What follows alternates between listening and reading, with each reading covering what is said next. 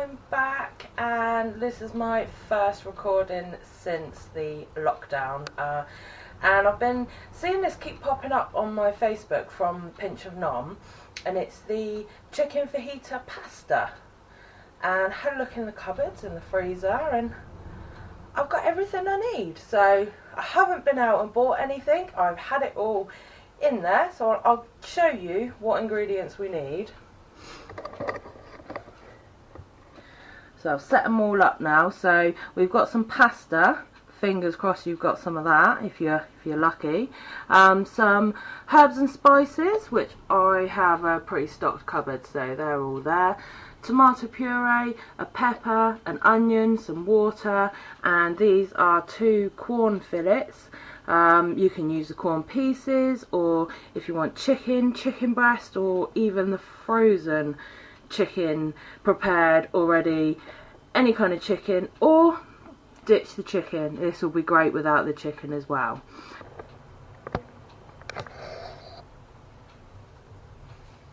Okay, so the water's on, and Pinch of Nom have said to use a pestle and mortar. If you haven't got one of these, we are using a lot of the ground ones, so just use a bowl and the back of a spoon and just grind it up like that. But I've got one, so I'm getting it out.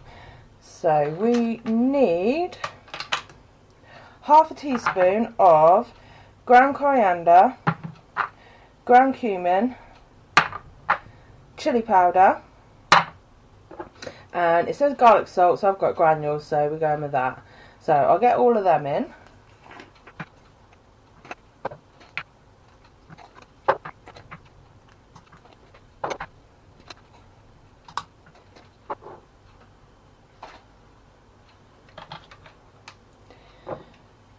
And the last thing you need is, it says 1/3 of a teaspoon of crushed chilies or chili flakes. So I'm going with 1/4.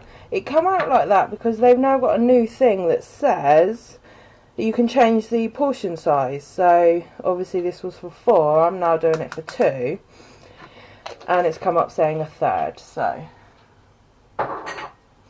that's why I've just done 1/4. So yeah, just grind it all up, make it into a nice fine powder.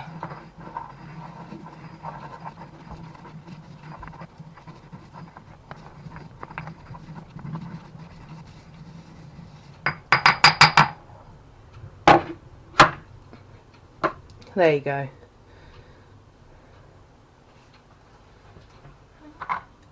So I've transferred it over into a bowl. I will say as well, if you've already got a fajita mix in the cupboard, I think that's probably about a tablespoon there, so you could just use that.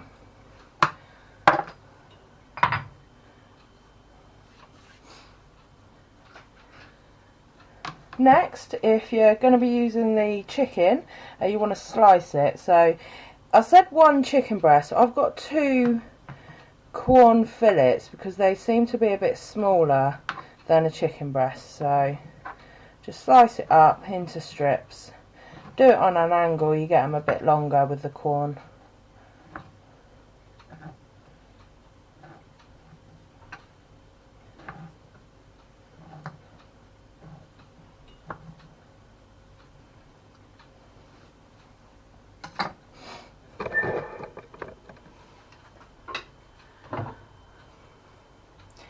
So to start, I've got my large copperstone frying pan out, and put it on medium heat, and we're going to put some 1 cow spray on there.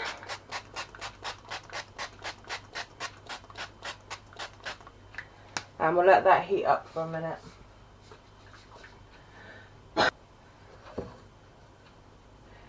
Right, that's starting to heat up, so we're going to put the chicken or corn in, and we're going to cook that for about 5 minutes.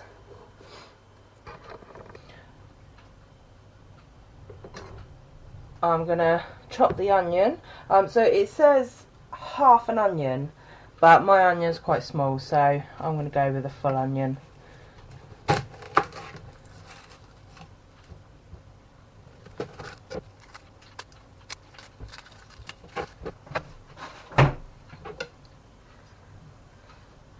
So you want to slice the onion. So if you cut it in half, turn it over and then slice. There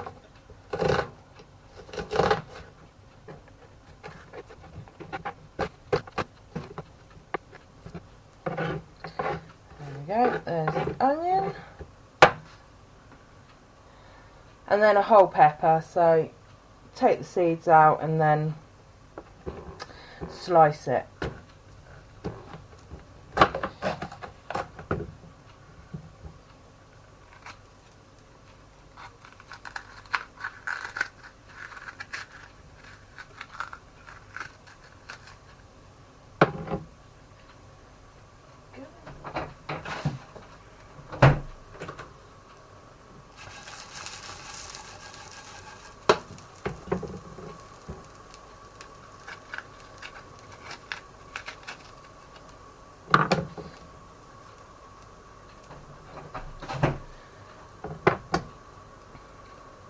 So now the water's boiling, so I'm just going to pour the pasta in.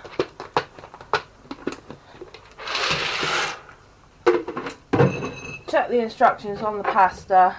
They normally take about between 10 and 12 minutes.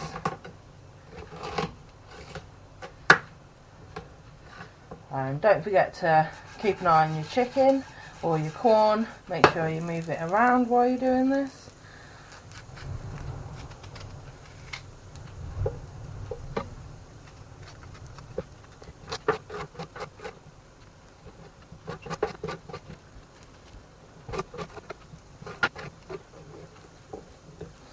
So that's your onions and your peppers ready.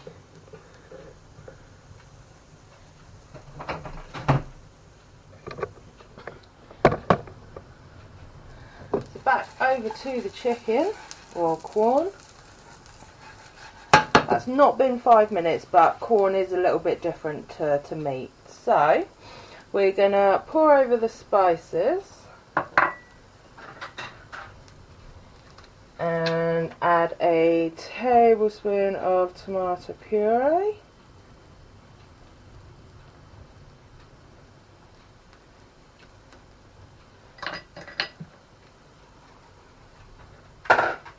And we're going to give this a good mix around, and you want to cook this for about 3 minutes.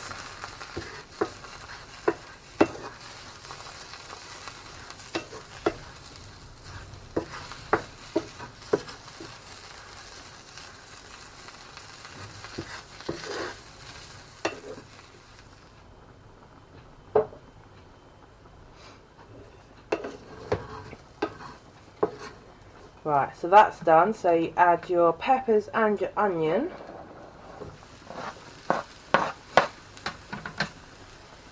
And add 100 ml of water.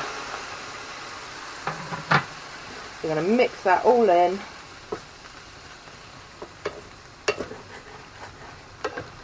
Get anything off the bottom of the pan that's got stuck.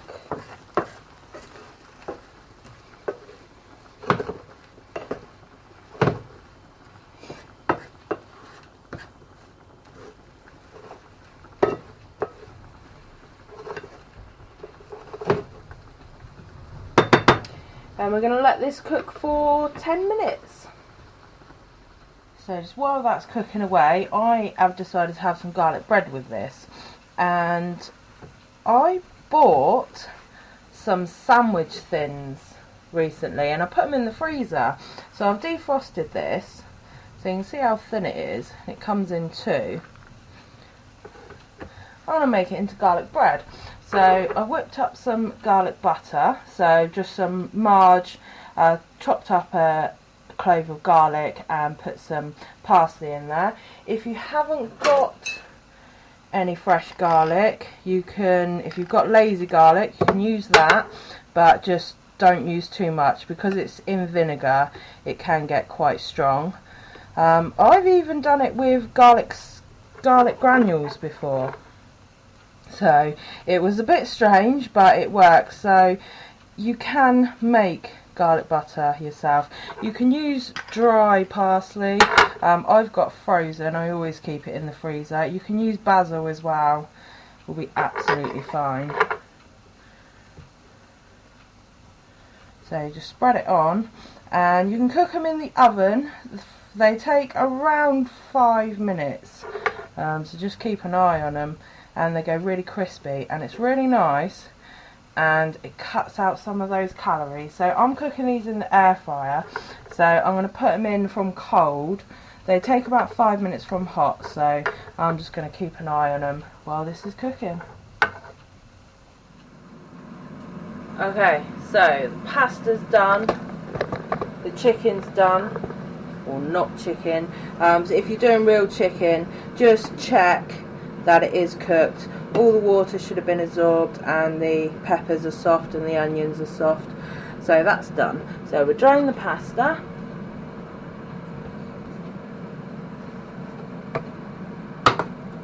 There's the pasta, and we're going to pour in the mix, the fajita mix. There we go. And we'll just stir this in.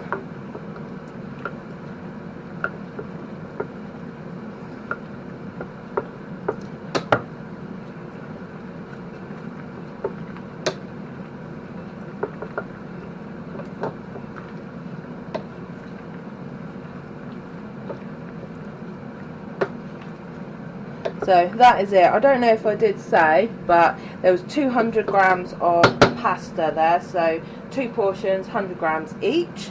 So I'm going to get half of this in the bowl and get my garlic bread cooked. Okay, so the garlic bread was in there for 5 minutes from cold, and they're done. Look, we've got crispy edges, it's still soft in the middle. Perfect. So that's good to know. 5 minutes from cold. Right, let's get dished up then.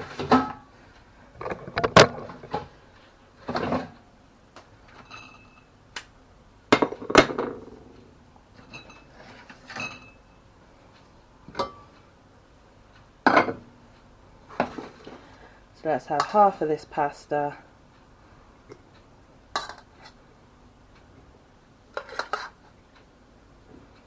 Make sure we get some peppers in there.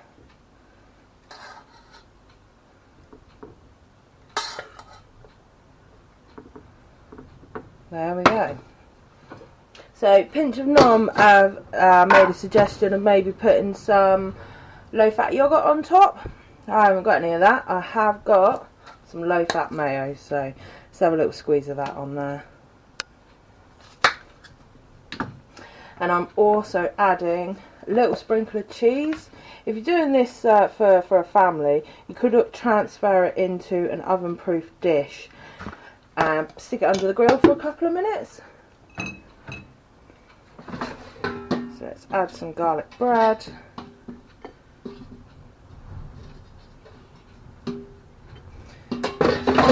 Brilliant. 20 minutes, dinner's ready. Okay, let's give this a go.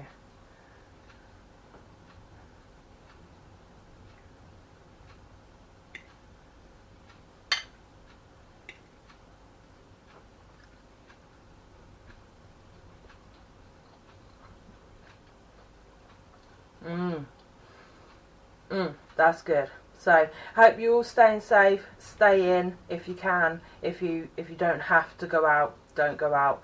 And hopefully this will all be over soon. Keep enjoying cooking. See ya!